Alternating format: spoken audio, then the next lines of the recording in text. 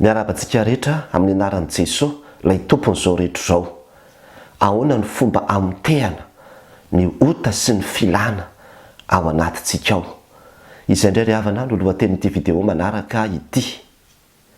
Na olona fotsy ianao na olona mainty, na avaiza na avaiza fiavianao, na manan-karena ianao na mahantra, na manambony nahatra ambony, na olon-tsotra, na mpitoro filazantsara, na olona voafonja, dia tadidio fa ao anatintsika ao dia misy zavatra ratsy izay no tanterahantsika teo amin'ny fiainana, zavatra mamenatr'olona, zavatra izay afenitsika, mety ho filan-dratsy izay mamatotra antsika ihany koa, zavatra izay tsy mahafiairanao raha tantarainao amin'ny olona, izay ilay antsoina hoe ota. Mety hoe fahatezerana amin'ny levina, fankahalana, fialonana, efa ota zany, efa zavatra ratsy zany, zavatra tsy araka ny sitrapon'Andriamanitra. Mety hoe halatra, fitaka, lainga, fijangatsangana, zany koa dia tadidio fa zavatra tsy araka ny sitrapon'Andriamanitra, ary misy didin'Andriamanitra be dia be ambarany amin'izany. Ny ota mantsy ry havana dia tsy inona fa ny fandikana ny didin'Andriamanitra natao hoe ota. Rehefa niteny Andriamanitra tamin'ny Adama sy Eva hoe tsy azonareo hinanana ity voankazo eo afovoan'ny saty dia mbola nihinanan'izy ireo ihany, dia izay no atao hoe ota. Ka be dia be ny didin'Andriamanitra izay na fantatrao na tsy fantatrao, rehefa dikainao dia tadidio fa manota ianao izay. Misy ota ao anatintsika rehetrarehetra ao ary tsisy afaka hiala amin'izany sika, fa misy ota ao anatintsika ao. Inona indray ilay atao hoe filana? Ny filana indray dia tsy inona fa ilay besoin izay ao anatin'ny olona manosika azy hanota. Rehefa nanota ny olona anankiray dia iny ota izay nataony iny dia miteraka filana, miteraka besoin hanota mitovy amin'ilay ota izay nataony tamin'ny voalohany. Ohatra, rehefa nijery horonan-tsary mamofady izy dia izay ilay fijangatsangana, satria ambarany tenin'Andriamanitra hoe raha mijery vehivavy fotsiny ianao ka mila azy, izany hoe misy filana any anatin'ny sainao any, miara-mandry aminy, dia efa mijangatsanga tany am-ponao sahady ianao, ho Jesosy Kristy nampahafantatra ny mpianany. Dia tahaka izany, rehefa mijery horonan-tsary mamofady izany ny olona dia manota izy, nandikan'izay didy izay izy, fa avy eo iny ota tafiditra tao anatiny iny miteraka besoin, lasa maniraka azy hanao an'izay zavatra izay foana, dia lasa voafatotra izy rehefa voafatotra ilay filana izy, ilay ota izay tonga tao anatiny izany dia miteraka filana, miteraka besoin hanota foana. Ary zany daholo ny ota rehetrarehetra ka mahatonga ny olona ho voafatotra. Ary izay rehetrarehetra izay, ahoana ny fomba hialana amin'izay, ahoana ny fomba hamotehana, handravana an'izany ota sy filana ao anatintsika rehetra izany. Izay zany no resantsika amin'ity vidéo ity. Raha mijery ry havana aloha ny soratra masina, satria ny baiboly no manambara amintsika ny amin'ny fomba hamotehana ny ota, satria izany no antony io. Rehefa nanoty ny olombelona dia nitady fomba Andriamanitra mba ahafahana manaisotra azy ao amin'izay fahotana izay. Raha mijery ny testamenta taloha dia mahita fa rehefa nanota ny olombelona, ny zanak'Israely dia notoron'Andriamanitra hevitra izy ahafahana manafaka sy manadio zany ota tao anatin'izany, dia tsy inona fa ny asa-pisoronana. Tenen'Andriamanitra izy manao hoe mandehana ary nareo maka biby, dia izao alaivo iny biby iny dia vonoy, alatsao ny rany, dia ny rany iny biby latsaka iny, ny fahafatesan'iny biby iny izay no manafaka ny fahatezerako aminareo, dia mahatonga ny ota izay nataonareo ho voafafa, ho fafako. Izay mihitsy zany ilay fomba fiasan'Andriamanitra, izay mihitsy no manafaka ny fahatezeran'Andriamanitra, fahafatesana no tambin'ny ota. Ary raha tsy misy raha latsaka dia tsy manaiky Andriamanitra ho afaka ny fahotana. Dia neken'Andriamanitra ny fanafahana ny olona amin'ny fahotana rehefa nilatsaka ny ranon'ireo biby izay nentinareo. Dia misy karazany be dia be ilay izy hoe rehefa izao ny fahotanareo dia izao ny biby entinareo, izao dia mahafaka azy, izao no atao, dia nisy ny asa-pisoronana, nisy ny fananganana ny tempolo mihitsy hanotehana izay fahotan'ny olona tamin'izany fotoana izany. Dia nandeha ny fotoana de lasa ny vazivazin'ny olona fotsiny le izy a, ataon'ny olona fahazarana fotsiny le izy a, ary tsy tena noraisin'ny olona le izy. Nefa de tena nanafaka anazy ireo tamin'ny fahotana izy. Ary be de be koa ny fahotana, mitombo hatrany ny fahotana ataon'ny olombelona ka tsy hita intsony. Eo biby firy ny hamotehana an'ireto fahotana reto. De ny hafaran'Andriamanitra de naniraka ny zanany izy. Ary io zanany io ilay ambaran'ny tenin'Andriamanitra hoe zanak'ondry.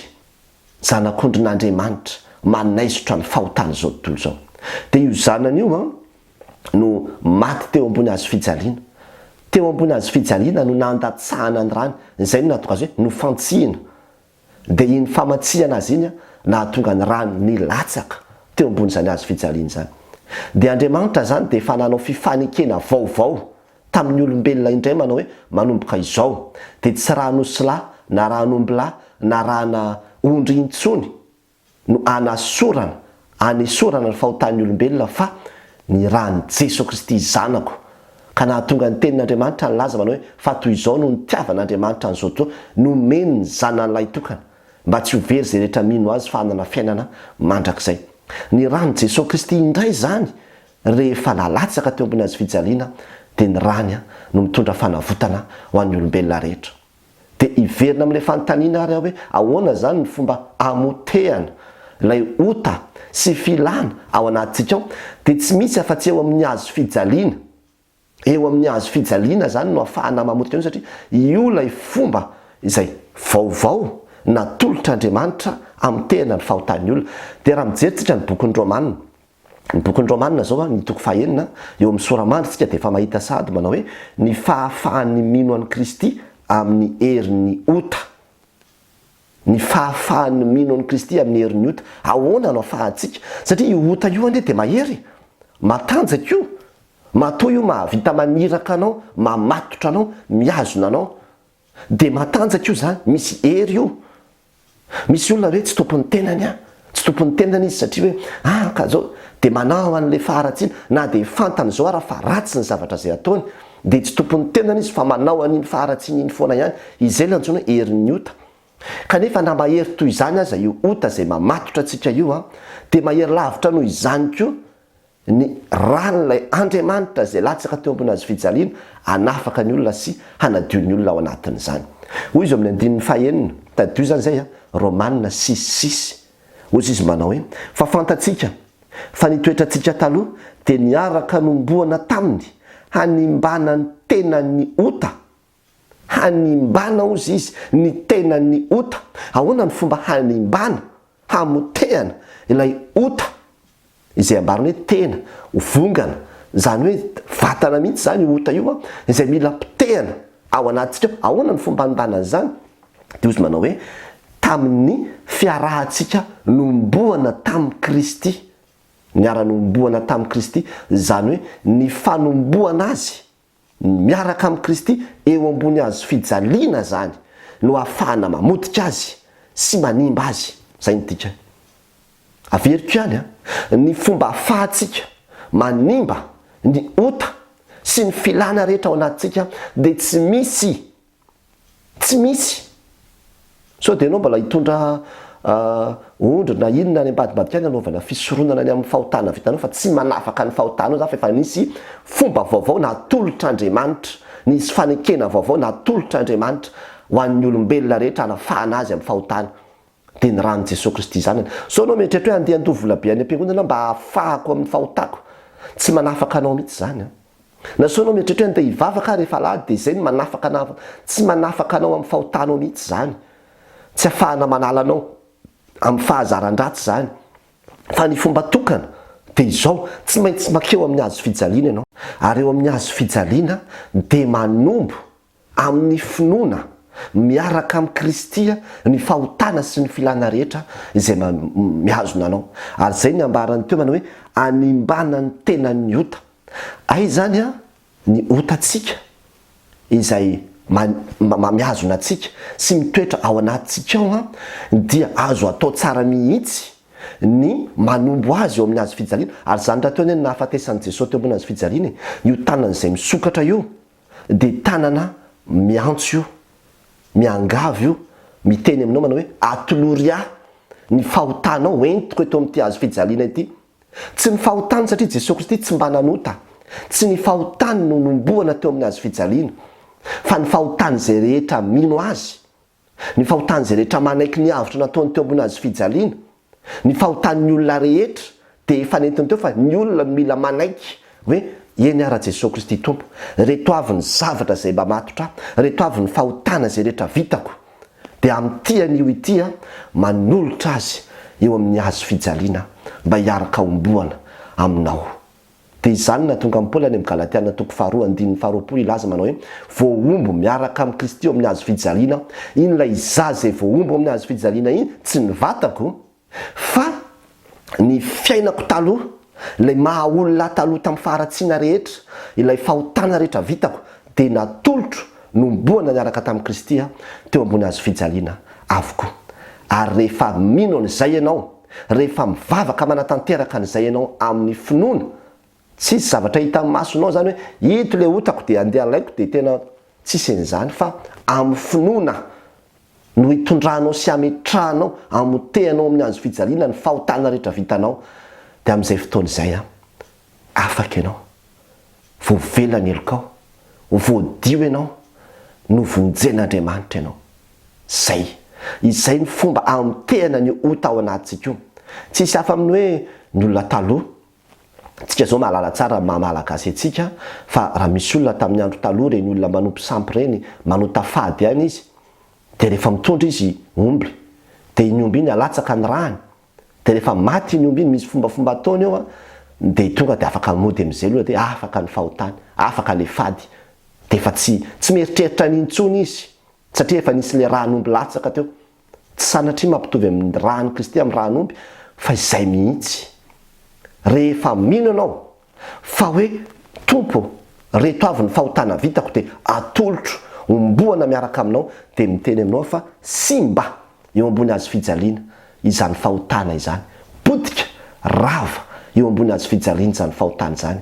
Ary rehefa tanteraka izay dia afaka ianao. Ary zany ambaran'ny tenin'Andriamanitra fa izay efa maty ozy izy dia afaka amin'ny ota eo amin'ny 7. Izany hoe rehefa niara-maty tamin'ny Kristy teo ambony azo fijaliana ianao, ny vatan'i Kristy fotsiny teo, fa ny ota rehetrarehetra dia ny otantsika niaraka nomboana taminy teo ambony azo fijaliana. Manaiky Jesosy Kristy ho tonga mpangalatra raha ohatra ka alainao ny alatra rehetra ao anatinao ka atolotra ao azy, dia miaraka omboana taminy. Ary ilay alatra izay nataonao mihitsy ny nahatonga anazy voavono sy nomboana teo amin'ny azo fijaliana. Izay no nahatonga anazy nanolotra ny tenany ho faty teo ambony azo fijaliana. Izay no mahatonga anazy zanak'ondrin'Andriamanitra izay manaisotra ny fahotany zao tontolo zao. Ary mila mino an'izany tsika. Dia ahoana ny atao? Vavaka atao amin'ny finoana hoe Andriamanitra, anio mino fa ireto avy ny zavatra vitako, reto avy ny zavatra ato anatiko ato, reto avy ilay fahotana vitako, reto avy ilay filana mamatotra amin'ity anio ity atolotro omboana miaraka aminao amin'ny azo fijaliana zany. Ary amin'ny finoana no andraisako ny famelan-keloka, satria mino fa ny ranao dia mahadio mino fa ny ranao dia manafaka. Dia amen. Dia ho hitanao fa raha ny zanaka ny manafaka dia ho afaka tokoa ianao. Izay no fanafahana antsika amin'ny filan-dratsy. Omen'Andriamanitra hery amin'izay ianao. Gaga ianao fa ilay zavatra zay tsy vitanao teo nanohatra azy, satria mbola natanjaka be tao anatinao izy, potika levina rava, tsy manan-kery aminao intsony, hitaonanao amin'izany faharatsiana izany indray. Ary omen'Andriamanitra ny heriny amin'izay ianao, satria rehefa niara-maty taminy dia ambarany koa manao hoe miaraka natsangana taminy koa. Tsy hoe niara-maty tamin'ny Kristy teo ambony azo fijaliana fotsiny tsika dia maty ny fahotana rehetra, fa miara-belona amin'ny Kristy koa tsika. Ho anao video anankiray mahakasika an'izay hoe ahoana zany hoe miara-belona amin'ny Kristy, fa niara-natsangana taminy sika ozy izy. Izany ny ambarany eo amin'ny 5 fa raha nampiraisina tamin'ny endriky ny fahafatesana isika dia ho tahaka izany koa amin'ny fitsanganany. Velona miaraka amin'ny Kristy sika ary velona ho amin'ny fiainam-baovao. Izany no antony namonoana ny ota teo ambony azo fijaliana, ananantsika fiainam-baovao mba tsy hanompoantsika intsony ny ota. Dia izay ry havana no fomba amitehana azy. Amin'ity an'io ity raha aza misalasala, raiso anao ny avitra izay nataon'i Jesosy teo ambony azo fijaliana, ary raiso amin'ny finoana, aza manameloka ny tenanao izany intsony fa efa voavono Kristy raha mino anao fa maty ho anao teo ambony azy fijaliana izy maty ho an'ny fahotanao rehetra te voavela eloko ianao, voavela eloko ianao, ary afaka ny tenanao manao hoe afaka ny fahotako, afaka ny mamatotra rehetra, afaka, ary tena mitenenany zany mihitsy hoe afaka aho, satria izay finoana izay no anamarinan'Andriamanitra antsika, satria nandray ny avitra nataon'i Jesosy teo amin'ny azo fijaliana ho an'ny tenanao ianao. Dia izay le hoe mino an'i Jesosy ho mpamonjy ahy, izay le hoe mandray an'i Jesosy ho mpamonjy ahy. Dia izay manasa anao raha mbola tsy nanao an'izany ianao amin'ity anio ity aondreo ny lohanao dia mivavaha dia arao izao vavaka izay ataoko izao, hivavaka isika. Andriamanitra rainay eo, misaotra anao afa tamin'ity anio ity dia nampahafantarina ho an'ny sitraponao, mifona aminao any amin'ny fahotana vitako rehetra, ny amin'ny faharatsiko rehetra, ny amin'ny lasako rehetra, mangataka ny famondramponao aho, ary amin'ity anio ity dia manolotra izany rehetra izany eo amin'ny azo fijaliana mba hiaraka homboana amin'ny Jesosy Kristy izany, ary mino aho fa potika rava izany rehetra izany noho ny herin'ny ranony zanak'Andriamanitra izay nalatsaka, ary manana anjara amin'izany aho. Anio arariray eo raisiko amin'ny finoana ny fanafahana, ny fanadiovana amin'ny zany rehetra izany, ary dia misaotra anao ny amin'ny asam-pamonjena izay nataonao tombony azy fijaliana ry Jesosy Kristy. Afaka aho, voavelany eloko, ary azoko ny famonjena. Dia aoka ny fanahinao masina ny toetra ty anatiko, hitarika amin'ny sitraponao mba tsy handehanako amin'ny ota intsony. Amin'ny anaranao Jesosy nanaovana izany vavaka izany. Amen.